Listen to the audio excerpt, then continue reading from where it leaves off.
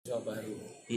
Mahasiswa baru itu kan jumlahnya di sini misalnya 7.000 lah, 6.000 orang. Itu mereka ini tergantung imunitas masing-masing anak-anak ini. Ketika dia punya imunitas yang cukup, mereka bisa menolak. Tapi ketika mereka imunitasnya tidak cukup, bisa kena oleh ajakan-ajakan. Ajakannya bisa dimulai dari ketika dia daftar awal, jadi didampingi, kemudian diajak, kan merasa ada orang yang peduli, apalagi orang yang bukan, misalnya kalau dari Lampung, dia bukan dari Lampung, dari tempat lain atau dari kota lain yang jauh dari sini, tidak punya siapa-siapa, apalagi tidak diantar. Diantar pun paling sehari 2 hari, habis itu dia sendiri lagi. Nah ini rentan anak-anak seperti ini, kecuali orang yang memang secara di dalamnya sendiri dia punya keyakinan bahwa yang begini tidak bisa, boleh lah. Nah ini yang seperti ini yang kalau ukurannya Anda tahu sendiri sekarang pelaku-pelaku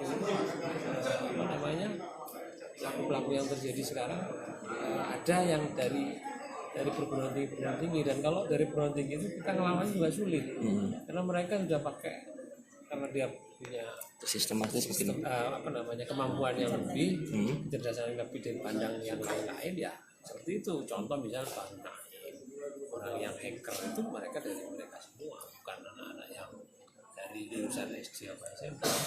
Kemudian untuk mendeteksi dan cara penanggulangan dari pihak perguruan tinggi sendiri, mungkin yang di titik tekannya di mana, Pak? Ya, pertama yang krusial ketika dia baru masuk.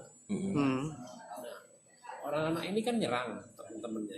Nah, disitulah peran dosen, peran terutama dosen yang mengurusin anak-anak baru ini. Ini harus benar-benar jeli, ini siapa yang menjadi pendampingnya, siapa yang jadi panitianya. Ini juga harus dilihat.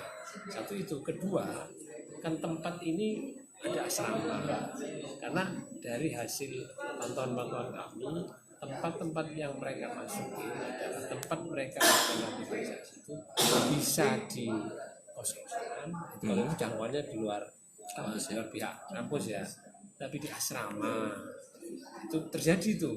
Kemudian di musola, di masjid. Ini bukan terus kita mendiskreditkan masjid ya, tidak, tetapi paling tidak kita harus hati-hati di situ. Karena masuknya lewat pengajian, lewat misalnya diskusi-diskusi yang ada di situ, interaksi yang ada di situ, kemudian pendekatan secara individu kepada mereka supaya mereka ikut, mereka misalnya ketika mereka susah didampingi sama orang-orang ini. Ini yang terjadi. Pak, karakter apa saja Pak yang perlu ditanamkan kepada mahasiswa ini agar tidak rentan terpapar radikalisme, Pak? Pertama, dia harus punya critical thinking. Jadi dia harus memiliki critical thinking, kemudian cinta tanah air. Cinta tanah air, cinta orang tua. Ini yang harus kita tanamkan. Jangan lupa subscribe ya.